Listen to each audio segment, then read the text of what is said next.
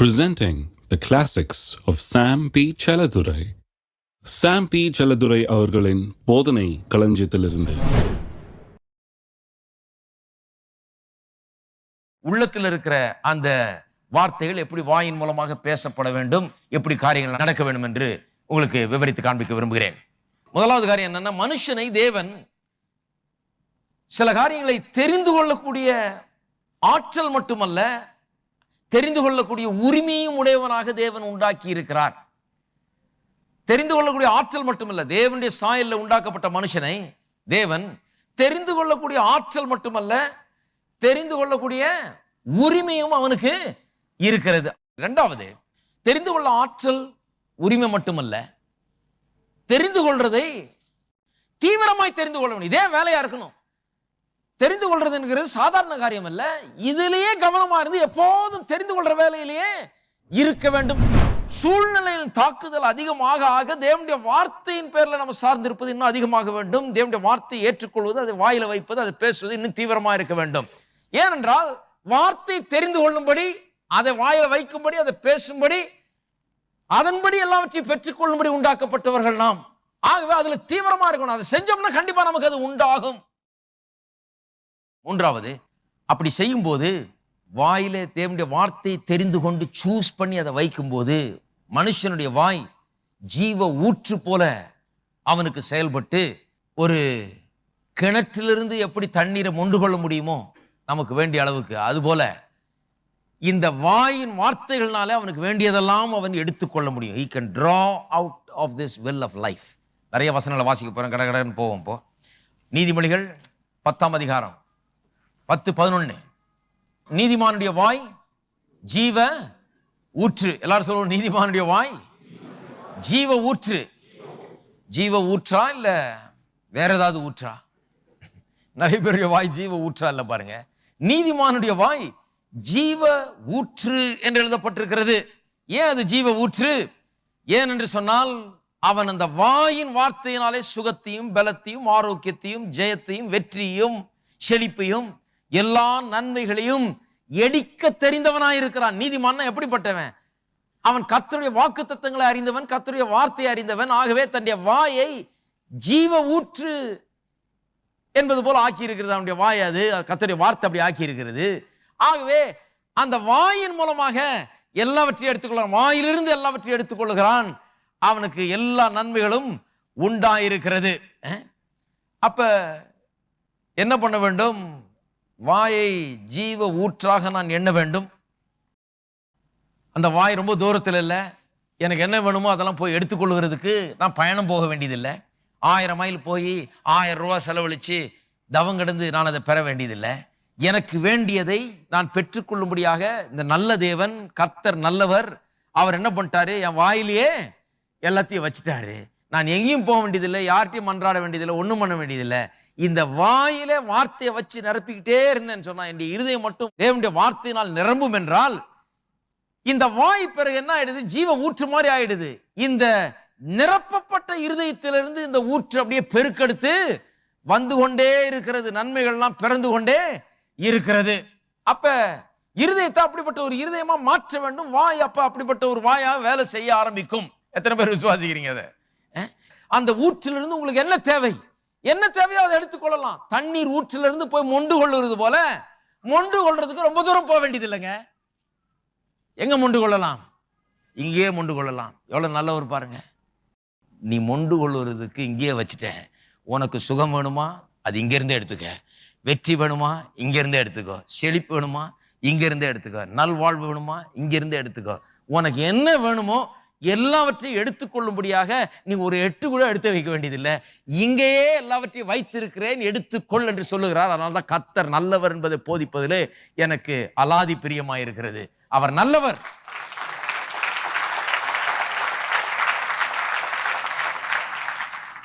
நீதிமொழிகள் 12-13, 12ஆம் அதிகாரம் 13-14. துன்மார்க்கனுக்கு அவன் உதடுகளின் துரோகமே கண்ணி, நீதிமானோ நெருக்கத்தினின்று நீங்குவான்.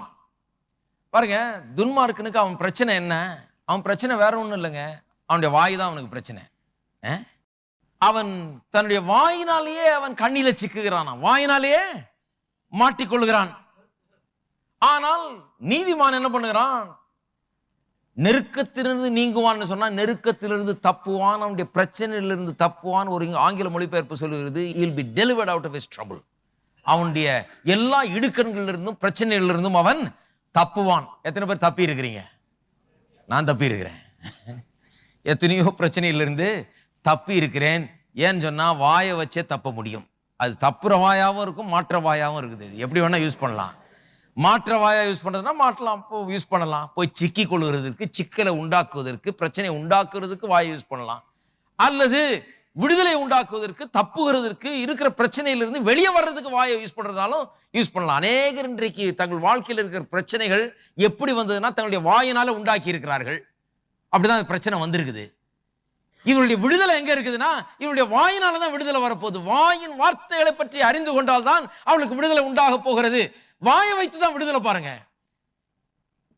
வாயை தப்பா யூஸ் பண்ணதுனால தான் இன்றைக்கு 1000 பிரச்சனைகள் வாழ்க்கையில. குடும்ப வாழ்க்கையில ஏன் பிரச்சனை? வாயை தப்பா யூஸ் பண்ணதுனால தான். கணவன் மனைவி பிரச்சனை என்னதுனால? வாயை தப்பா யூஸ் பண்ணதுனால தான். பிள்ளைகளுத்துல என்ன பிரச்சனை? வாயை தப்பா யூஸ் பண்ணதுனால தான். வியாபாரத்துல என்ன பிரச்சனை? வாயை தப்பா யூஸ் பண்ண. சரீர வியாதியுடைய இதுல வாயை தப்பா யூஸ் பண்றதுனால தான் அது தீமையானவைகளை பிறப்பிக்கிறது. வாயை வைத்து என்னத்தை தெரிந்து கொண்டோம்? தீமையை தெரிந்து கொண்டிருக்கிறோம். தீமையை தெரிந்து கொள்றதை நிறுத்திட்டு நன்மையும் ஆசீர்வாதத்தையும் தெரிந்து கொள்ள ஆரம்பிக்க வேண்டும்.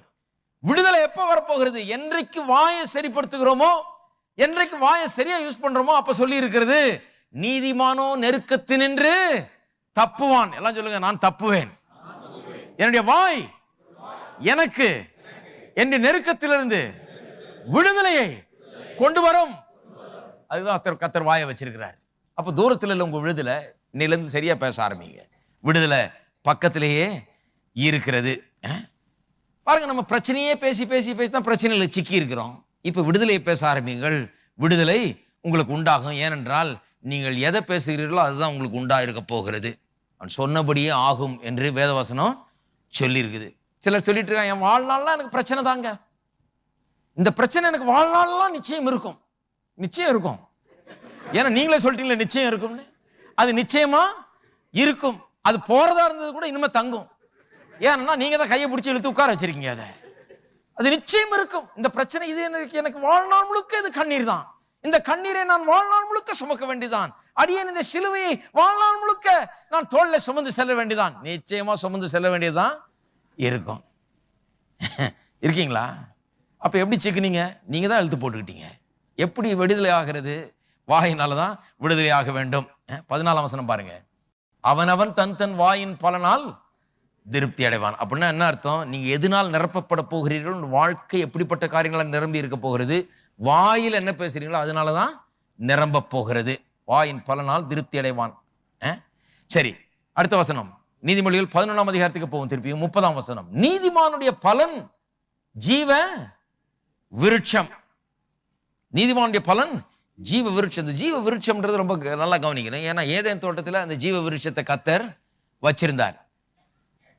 அந்த ஏதேன் தோட்டத்தில் ஜீவ விருட்சத்தை வச்சும் மனுஷன் அதை சாப்பிடாம போயிட்டான். அதை சாப்பிடணும்னு தான் வச்சார். அங்க சும்மா வேடிக்கை பார்க்கறதுக்கு வைக்கல. எதை சாப்பிடக்கூடாதுன்னு சொன்னாரோ அதை சாப்பிட்டான். எதை சாப்பிடலான்னு இருந்ததோ அதை சாப்பிடாம விட்டான். நீங்க எல்லாம் சொல்றீங்க, ஐயா அந்த ஜீவ விருட்சத்தின் கனியை மட்டும் புசிச்சிருந்தான்னா எப்படி இருந்திருக்கும் இன்னைக்கு? ஒன்றும் பயப்படாதீங்க. இன்னைக்கும் நீங்கள் அந்த ஜீவ விருட்சத்தின் கனியை பூசிக்கலாம். எப்படி பூசிக்கலாம்? உங்களுடைய நாவு தான் அந்த ஜீவ விருட்சத்தை போல இருக்கிறது. அந்த ஜீவ விருட்சத்துக்கு ரொம்ப க்ளோஸா வர்றது உங்களுடைய நாவு. உங்களுடைய வாயினாலே நீங்கள் பேசுகிற காரியங்கள் தான் உங்களுக்கு ஜீவனை பிறப்பிக்கக்கூடிய ஜீவ விருட்சத்தை போல இருக்கிறது. 11ஆம் அதிகாரம் 6ஆம் வசனத்தை பார்ப்போம். 11:6. செம்மையானவர்களுடைய நீதி அவர்களை தப்புவிக்கும், துரோகிகளோ தங்கள் தீவினையிலே பிடிபடுவார்கள். செம்மையானவர்களுடைய நீதி அவர்களை தப்புவிக்கும்ன்றதுனால என்ன அர்த்தத்தில் சொல்லப்பட்டிருக்கிறது? நீதிமானுடைய வார்த்தைகள் அவனை தப்புவிக்கும். ஏனென்றால் அவன் சரியான வார்த்தைகளை பேசுகிறான். ஆகவேதான் அவன் தப்புவிக்கப்படுகிறான். 8ஆம் வசனம் பாருங்க. நீதிமான் இடுக்கண் என்று விடுவிக்கப்படுவான். அவன் இருந்த இடத்துல துன்மார்க்கன் வருவான். அப்ப நீங்க இடத்த காலி பண்ணுங்க. பிரச்சனை நடத்த அது வேற ஒருவனுக்கு சொந்தம். துன்மார்க்கன் அங்க அவன் இருக்க போறான். நீங்க பிரச்சனையிலிருந்து விடுபட வேண்டும் என்று தேவனுடைய சித்தமா இருக்கிறது. ஆகவேதான் கர்த்தருடைய வார்த்தை எடுக்க வேணும், அதை வைக்க வேணும், அதை பேச வேணும், அதை விசுவாசிக்க வேண்டும், அதுல தீவிரமாய் இருக்க வேண்டும். 12ஆம் அதிகாரம் நீதிமொழிகள் 12:17 சத்திய வாசகன் நீதியை வெளிப்படுத்துவான். சத்திய வாசகன் வருது, ஆங்கிலத்தில் ரொம்ப தெளிவா வந்திருக்கு. He that speaks truth. சத்தியத்தை பேசுகிறவன். சத்திய வாசகன்னா யாரோ நினைச்சுக்கிறாங்க, அது பேர் யாரோடைய பேரோ அப்படின்னு இல்ல. சத்திய வாசகன்னா சத்தியத்தை வாசகமாய் பேசுகிற, சத்தியத்தை பேசுகிறவன். சத்தியத்தை பேசுகிறவன் நீதியை வெளிப்படுத்துகிறான். சத்தியத்தை பேசுறதுனா என்ன? இயேசு சொன்னார், உம்முடைய வார்த்தையே சத்தியம், மீதியெல்லாம் பொய். வார்த்தை தான் சத்தியம். அப்ப நான் பலவீனன், எனக்கு ஒண்ணும் இல்லை, நான் சொன்னது போல நான் குக்கிராமத்தில் பிறந்து படிக்காத குடும்பத்திலிருந்து வந்து ஏழையாய் பிறந்து ஏழையா வளர்ந்து அடியேன் ரட்சிக்கப்பட்டிருக்கிறேன், இதெல்லாம் என்ன? இதெல்லாம் பொய். இப்ப என்னவா பிறந்திருக்கிறீங்க? ஐஸ்வர்யவானாய் பிறந்திருக்கிறீங்க. ஏன்னா நீங்கள் ஐஸ்வர்யவான்களா இருக்கும்படியாக அவர் என்ன பண்ணாரு? தரித்திரர் ஆனார். ஆகவே சத்தியத்தை பேசுங்க. இனிமே சத்திய வாசகன் நீதியை வெளிப்படுத்துகிறான்னு சொல்லப்பட்டிருக்கிறது. ஆகவே சத்திய வாசகனாய் இருங்கள், சத்தியத்தை வாசகமாய் பேசுகிறவர்களாய் இருங்கள், சத்தியத்தை பேசுங்கள். வேற எதையெல்லாம் சத்தியத்துக்கு விரோதமா என்ன இருக்குதோ அதை பேசினீர்கள் என்று சொன்னால் அது எல்லாம் பொய்யாக இருக்கிறது. சத்தியத்தை பேச வேண்டும். சத்தியத்தை பேசும்போது என்ன ஆகுது? 18ஆம் வசனம் பாருங்க. பட்டை குத்து போல் பேசுகிறவர்களும் உண்டு. எத்தனை பேர் தெரியும் அப்படிப்பட்ட ஆட்கள் உண்டுன்னு? பட்டையை குத்து போல் பேசுகிறவர்களும் உண்டு. அப்படியே கத்தியில குத்திரலாம் அவங்க சொன்ன வார்த்தைக்கு பதிலாக. அவ்வளவு வார்த்தைகள் இருக்குது. ஞானம் உள்ளவர்களுடைய நாவோ ஔஷதம். ஒரு ஆங்கில மொழிபெயர்ப்பு அருமையா சொல்லுகிறது, the tongue of the wise promotes health என்று சொல்லி. ஞானம் உள்ளவருடைய வாய் என்ன பண்ணுதான்? ஔஷதமா இருக்கிறது. நாவு, ஞானம் உள்ளவருடைய நாவு வந்து சுகத்தையும் ஆரோக்கியத்தையும் பிறப்பிக்கிறது, உண்டாக்குகிறது என்று சொல்லி இருக்கிறது. அப்ப பாருங்க, அப்ப ஆரோக்கியமா வாழ்வது எப்படி? ஆரோக்கியமா வாழ்றதுக்கு டெய்லி பேப்பர் எல்லாம் அட்வர்டைஸ்மெண்ட்லாம் வருது, அதை பண்ணு இதை பண்ணு எல்லாம் அதெல்லாம் பண்ண வேண்டியதுதான். ஆனால் ஆரோக்கியமா வாழ்றதுக்கு முதல் காரியம் என்ன? நாவை சரிப்படுத்த வேண்டும். நாவில தான் ஆரோக்கியம் இருக்கிறது, நாவில தான் சுகம் இருக்கிறது, நாவில தான் ஜீவன் இருக்கிறது, நாவில தான் செழிப்பு இருக்கிறது. செழிப்பா வாழ்றது, ஆரோக்கியமா வாழ்றது எல்லாம் நாவில தான் இருக்கிறது. நாவு, ஞானம் உள்ளவனுடைய நாவு ஆரோக்கியத்தை அவனுடைய சரீரத்தில் பிறப்பிக்கிறதாம் பாருங்க. ஆகவே தான் உபாகமம் 30:11 வாஸ்தவம். என்ன வாஸ்தவம்? ஜீவனையும் மரணத்தையும் நமக்கு முன்னால வைத்திருக்கிறாராம், அதை தெரிந்து கொள்ளும்படியாக சொல்லுகிறார். அப்ப நாவு எவ்வளவு முக்கியம் பாருங்க. அப்ப நாவுனால வியாதியை பிறப்பிக்க முடியும், நாவுனால எல்லா பொல்லாப்பையும் பிறப்பிக்க முடியும். திருப்பங்க ஒரு நிமிஷம் மார்க் 11க்கு. நிறைய படிச்சிருக்கோம் மார்க் 11. ஆனா இந்த ஒரு காரியத்தை பாருங்க. மார்க் 11:14. அப்பொழுது இயேசு அதை பார்த்து, இது முதல் ஒரு காலம் ஒருவனும் முன்னிடத்தில் கனியை புசியாதிருக்க கடவன் என்றார். அதை அவருடைய சீஷர்கள் கேட்டார்கள். இயேசு வந்து எதை பார்த்து சொன்னாரு? அத்தி மரத்தை பார்த்து, ஒரு அத்தி மரத்தை பார்த்து சொல்றாரு, இனி ஒரு காலம் ஒருவனும் முன்னிடத்தில் கனி புசியாதிருக்க கடவன். 20ஆம் வசனம். மறுநாள் காலையிலே அவர்கள் அவ்வழியாய் போகும்போது அந்த அத்தி மரம் வேரோடே பட்டு போயிருக்கிறதை கண்டார்கள். பேதுரு நினைவு கூர்ந்து அவரை நோக்கி, ரபி, இதோ நீர் சபித்த அத்திமரம் பட்டு போயிற்று என்றான். நான் சொல்லுகிறேன், இயேசு வார்த்தையினாலேயே அந்த அத்திமரத்தை பட்டு போக வைத்தார். வச்சாரா இல்லையா? அப்ப வாழ்க்கையை வார்த்தையினால பட்டு போக வைக்க முடியும், வார்த்தையினால மலரவும் வைக்க முடியும். சாபத்தை வார்த்தையினால் தெரிந்து கொள்கிறோம். அதான் சொல்ல வர்றேன். அதனால்தான் உபாகமம் 30 சொல்லப்பட்டிருக்கிறது, ஜீவனையும் ஆசீர்வாதத்தையும் உனக்கு முன்பாக வைத்தேன், மரணத்தையும் சாபத்தையும் உனக்கு முன்னால் ரெண்டுத்துல தெரிந்து கொள்ள என்று சொல்லுகிறார். அப்ப ஆசீர்வாதத்தையும் தெரிந்து கொள்ள முடியும், சாபத்தையும் தெரிந்து கொள்ள முடியும். எப்படி தெரிந்து கொள்கிறோம்? நாவினால தெரிந்து கொள்கிறோம். நல்லா இருக்கிற மரம் கூட பட்டு போகிற அளவுக்கு வார்த்தையை உபயோகப்படுத்த முடியும். இயேசு அதை நிரூபித்து காண்பித்தார். அத்தி மரம் பட்டு போகும்படி செய்தார். அது ஒன்றும் பட்டு போன மரம் கிடையாது. அது கனி தரும் காலம் இல்லாதனாலதான் அது கனி தரலையே ஒழிய அதுல வேற எதுவும் பிரச்சனை கிடையாது. கனி தராத மரம் கிடையாது, நல்ல மரம் தான் அது. ஆனால் அதை பட்டு போக வைத்து இவர்கள் காண்பிக்கிறார். வார்த்தை எவ்வளவு வல்லமை உள்ளது என்பதை காண்பிக்கிறார். வார்த்தை சொன்னா அந்த மரம் கனி தர்ற மரம் கூட இனிமே கனியே, இனி ஒரு காலம் ஒருவனும் எந்த சீசன் வந்தாலும் இதுல விளையாதுன்ட்டாரு. இனி ஒரு காலம் ஒருவனும் உன்னிடத்திலே கனி பூசியாது இருக்க கடவன். வார்த்தை வந்து ஒண்ணுமில்லாமல் ஆக்குகிறது, வார்த்தை எல்லாவற்றையும் உருவாக்கவும் செய்கிறது. வார்த்தையினால் அத்திமரத்தை பட்டு போக வைத்தார். எபிரேயர் 11:3 சொல்லுகிறது, வார்த்தையினால் உலகங்களை அவர் உண்டாக்கினார் என்று அறிந்திருக்கிறோம் என்று. வார்த்தையினால உலகத்தையே உண்டாக்கினார். இருக்கீங்களா? ஆகவேதான் பாருங்க, நமக்கு முன்பால ஜீவனும் மரணமும் வைக்கப்பட்டிருக்குது. மத்தேயு 12ஆம் அதிகாரத்துக்கு திருப்புவோம். 35, நல்ல மனுஷன் இருதயமாகிய நல்ல பொக்கிஷத்திலிருந்து நல்லவைகளை எடுத்து காட்டுகிறான், பொல்லாத மனுஷன் பொல்லாத பொக்கிஷத்திலிருந்து பொல்லாதவைகளை எடுத்து காட்டுகிறான். மனுஷர் பேசும் வீணான வார்த்தைகள் யாவையும் குறித்து நியாய தீர்ப்பு நாளிலே கணக்கு ஒப்புவிக்க வேண்டும் என்று உங்களுக்கு சொல்லுகிறேன். ஏனெனில் உன் வார்த்தைகளினாலே நீதிமான் என்று தீர்க்கப்படுவாய் அல்லது குற்றவாளி என்று தீர்க்கப்படுவாய். அது எல்லாத்துக்கு முன்னால 34 சொல்லியிருக்கு கடைசியில, இருதயத்தின் நிறைவினால் வாய் பேசும். பாருங்க, அப்படிதான் வச்சுட்டார் கடவுள். இருதயத்தின் நிறைவினால் வாய் பேசும். இருதயத்தின் நிறைவினால் வாய் பேசும்ங்கிறது எல்லா விதத்திலையும் பொருந்தும். பாருங்க, விசுவாசியா இருந்து கூட வாயை பேசி பேசி பேசி வாழ்க்கையை கெடுத்துக் கொள்ளலாம் நாம், அல்லது வாயில பேசி பேசி பேசிய நல்வாழ்வை நாம் உருவாக்கலாம். இன்னைக்கு உங்களுடைய நிலை எப்படி இருந்தாலும் சரி, வார்த்தையினாலே ஒரு புதிய உலகத்தை உங்களுக்கு என்று நீங்கள் உருவாக்க முடியும். வாயினால பேசியே உருவாக்க முடியும். இருக்கீங்களா? எண்ணாமத்தில் ஒரு சம்பவத்தை வாசிக்கிறோம். 12 வேவு பார்க்கிறவர்கள் அனுப்பித்தாங்க. கர்த்தர் சொன்னார், இந்த தேசத்தை உனக்கு கொடுத்தேன்னு சொன்னார். பாலும் தேனும் ஓடுகிற தேசத்தை போய் பார்த்துட்டு வா, பிறகு போய் எடுத்துக்கலாம், உனக்கு கொடுத்துட்டேன் அப்படின்னு சொன்னார். போய் பார்த்துட்டு வான்னு சொன்னா, இவன் போயிட்டு போய் பார்த்ததை பேசுகிறான். என்ன சொல்லுகிறான்? நாங்கள் ராட்சதர்கள் இருக்கிறாங்க, நாம வெட்டுக்கிளியை போல இருக்கிறோம். அவன் பார்த்ததை தான் பேசுகிறான். அவனும் பொய்யா சொல்லல. அவங்க பெரிய பெரிய ஆளுகளா இருக்கிறாங்க, பெரிய பெரிய ராட்சத மாதிரி இருக்கிறாங்க, இப்படி இருக்காங்க அப்படி இருக்காங்கன்னு பார்த்ததன்னு சொல்லுறான். பார்த்ததை சொல்றது தப்பு இல்லை, ஆனால் அது தேவன் சொன்ன வாக்கு தத்துவத்துக்கு விரோதமா இருக்கிறதுனால அது தப்பு.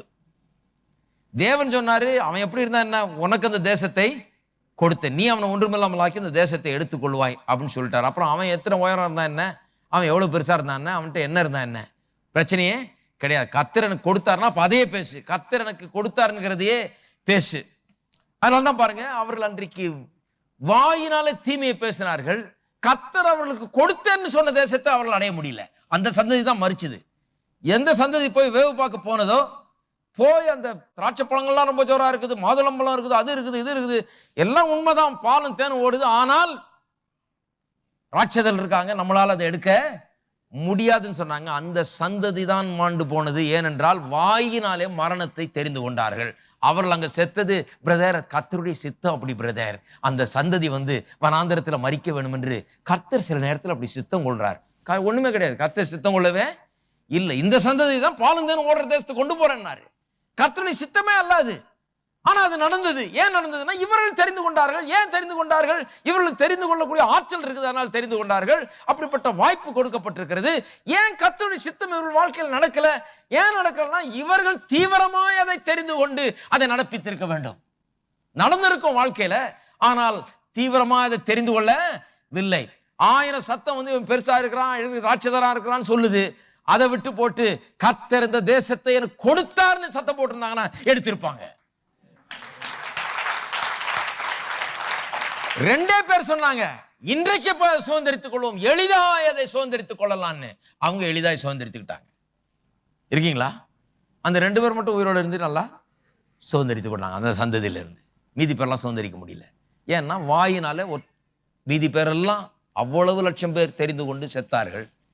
2 பேர் வாயினால ஜீவனை தெரிந்து, அத்தனை பேர் செத்தாலும் இந்த 2 பேர் போய் அதில் நுழைஞ்சு அந்த மாதுளம் பழத்தையும் அந்த திராட்சை பழத்தையும் சாப்பிட்டு அந்த நிலத்தை பங்கு போட்டு இந்த மலையை எனக்கு கூடுன்றான் யோசுவா. அப்பேற்பட்ட சுதந்திரவாளிகளாக அவர்கள் இருந்தார்கள். இருக்கீங்களா? அப்ப அது கர்த்தருடைய சித்தம். கர்த்தருடைய சித்தம் என்னமோ அது நடக்கட்டும் அப்படின்னு சொல்றதில்ல. அநேக கிறிஸ்தவர்கள் அங்கதான் தவற விட்டுறாங்க பாருங்க. கர்த்தருடைய சித்தம் எதுவோ அது நடக்கட்டுங்க அப்படிங்கிறாங்க. அப்படி இல்லை, கர்த்தருடைய சித்தம் எதுவோ அது நடக்கணும், உண்மைதான். ஆனா அதை நீங்க தெரியுமா? கர்த்தருடைய சித்தம் தெரியுமா? சொல்லியிருக்குது, பாட்டு படிச்சிருக்கீங்களா? அதை எடுத்தீங்களா? அதை விசுவாசித்தீங்களா? அதை வாயில வைத்தீர்களா? அதுதான் இந்த வாழ்க்கையில் நடக்க வேண்டும், கர்த்தருடைய சித்தம் தான் நடக்க வேண்டும் என்று தீவிரமா இருந்தீர்களா? அதை வாயிலும் உள்ளத்திலும் வைத்தீர்களா? அதை பேசினீர்களா? அதுதான் ரொம்ப முக்கியம் பாருங்க. அதுக்கு நம்ம பயிற்சி வித்துக் கொள்ள வேண்டும். மார்க் 11 நாம் நிறைய படித்தோம். எவனாகிலும் இந்த மலையை பார்த்து பெயர்ந்து சமுத்திரத்தில் தள்ளுண்டு போன்று சொல்லி தன் இருதயத்தில் சந்தேகப்படாமல் விசுவாசித்தால் அவன் சொன்னபடியே ஆகும் அப்படின்னு சொல்லிட்டு, ஆதலால் நீங்கள் ஜெபம் பண்ணும்போது எவைகளை விரும்பி கேட்டுக்கொள்கிறீர்களோ அவைகளை பெற்றுக்கொண்டோம் என்று விசுவாசிங்கள், அப்பொழுது அவைகள் உங்களுக்கு உண்டாகும். எவைகளை விரும்பி கேட்டுக்கொள்கிறீர்களோ, மறுபடியும் அதுக்கு தான் வர்றோம் பாருங்க. எவைகளை நீங்கள் விரும்பி கேட்டுக்கொள்ள, அப்போ எப்படி விசுவாசம் வேலை செய்யுது? எனக்கு முதல்ல கர்த்தர் ஒரு விருப்பத்தை உண்டாக்குகிறார், நம்பிக்கையை உண்டாக்குகிறார். இதெல்லாம் நான் அடைய வேண்டும், இதெல்லாம் என்னுடையது என்கிற ஒரு நம்பிக்கை எனக்குள்ள உண்டாக்குகிறார். சுகவீனமா ஒருவேளை வந்திருக்கலாம், நான் சுகத்தை பெற வேண்டும், சுகம்தான் என்னுடையது என்கிற நம்பிக்கை உங்களுக்குள்ள இந்த சபைக்கு வந்தாலே பிறக்கும். எத்தனை பேருக்கு பிறக்குதுன்றீங்க? பண கஷ்டத்தில் இருக்கிறவர்களுக்கு இந்த சபைக்கு வந்தாலே என்ன பிறக்கும்? நான் நன்றாக இருக்க வேண்டும், வெற்றிகரமாக இருக்க வேண்டும் என்று கர்த்தர் எனக்காக விரும்புகிறார், அது எப்படி நான் கண்டுபிடிக்கணும் அப்படின்ற ஒரு நம்பிக்கை உங்களுக்குள்ள பிறக்கும். இது ரொம்ப அவசியம் பாருங்க. ஏன்னா அப்புறம் தான் ஜெபம் பண்ண போறீங்க. எவைகளை விரும்பி கேட்டுக்கொள்கிறீர்களோ அவைகளை பெற்றுக்கொள்வோம் என்று விசுவாசிங்கள், அப்பொழுது அவைகள் உங்களுக்கு உண்டாகும். சிலர் சொல்றாங்க, நான் விசுவாசத்தையா ஜெபிச்சையா கிடைக்கலையா. அப்ப ரெண்டு பேர்ல யாரோ ஒருத்தர் போய் சொல்றீங்கன்னு அர்த்தம். ஒன்று நீங்க போய் சொல்றீங்க, இல்ல கர்த்தர் போய் சொல்றாரு. ஒன்று நீங்க தவறிட்டீங்க, இல்ல கர்த்தர் தவறிட்டாரு. யார் தவறிட்டான்னு இதுல செலக்ட் பண்றது ரொம்ப சுலபம். கர்த்தர் தவறுறதே கிடையாது. தவறுனா யாரு தவறி இருக்கணும்? நாம தான் தவறி இருக்கணும். பாருங்க, நிச்சயமா தவறாது.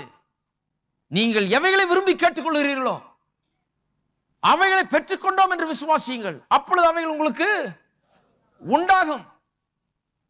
அப்ப என்ன பண்ணணும்? நான் தீவிரமா இறங்க வேணும் கர்த்தருடைய வார்த்தையில. நான் பெற்றுக்கொள்ளலைன்னா நான் இன்னும் தீவிரமா இறங்கலன்னு அர்த்தம். வார்த்தையை வாயில வைக்கலன்னு அர்த்தம். வார்த்தை உள்ளத்தை நிரப்பலன்னு அர்த்தம். இருதயத்து நிரவினால் வாய் பேசலன்னு அர்த்தம். நான் இல்லையா டெய்லி 10 தடவை சொல்லி பார்த்தேன். இல்ல சும்மா தலையிலன்னு சொன்னா வராது. அது முதல்ல இருதயத்துக்குள்ள வார்த்தை போக வேணும். இங்க இருந்து பேசக்கூடாது. எங்க? உள்ளத்தை நிரப்ப வேண்டும். இருதயத்தின் நிறைவினால் தான் வாய் பேச வேண்டும். அதனால இருதயத்தை நிரப்புற வேலையில ஈடுபடுங்கள். அப்பொழுது நாளடைவில் ஒரு நாள் எப்படி ஆகும்? இருதயம் சொன்னால் சொன்னபடியே ஆகும் என்கிற கூடிய இருதயமாக மாறும். மாறுமா மாறாதா? சொன்னபடியே ஆகக்கூடிய இருதயமாக மாறும். விசுவாசிக்கிறீங்களா?